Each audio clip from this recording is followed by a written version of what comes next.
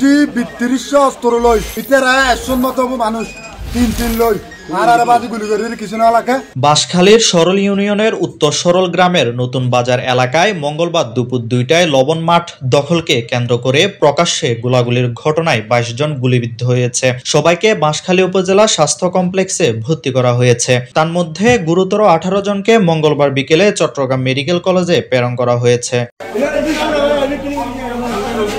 বাঁশখালী স্বাস্থ্য কমপ্লেক্সের কর্তব্যরত চিকিৎসক ডক্টর সুস্মিতা চৌধুরী বলেন, হাসপাতালে গুলিবিদ্ধ ভর্তির মধ্যে প্রাথমিকভাবে গুরুতর ১৮ জনকে চট্টগ্রাম মেডিকেল কলেজে রেফার করা হয়েছে। আহতদের সবাই গুলিবিদ্ধ, ২-১ জনের অবস্থা আশঙ্কাজনক। আহত দেলোয়ার হোসেন বলেন, কবির গ্রুপের কবির, আব্দুল হোসেন ও আমানুল্লাহর নেতৃত্বে অতর্কিত বন্দুক নিয়ে হামলা করে। এতে আমরা ২৫ জনের মতো গুলিবিদ্ধ হই। আমাদের অনেকের অবস্থা আশঙ্কাজনক।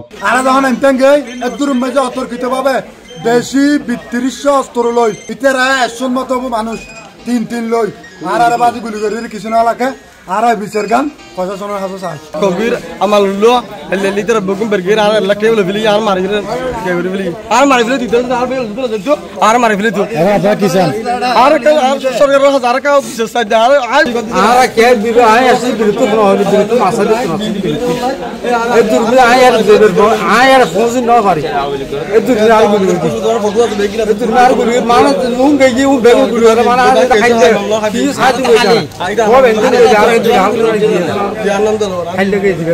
বাঁশখালী থানার অফিসার ইনচার্জ সাইফুল ইসলাম বলেন, সরলের লবণ মাঠ নিয়ে কবির গ্রুপ ও মনসুর গ্রুপের সংঘর্ষের ঘটনায় ঘটনাস্থলে পুলিশ মোতায়েন করা হয়েছে এবং হামলাকারীদের গ্রেপ্তারে পুলিশের অভিযান চলমান।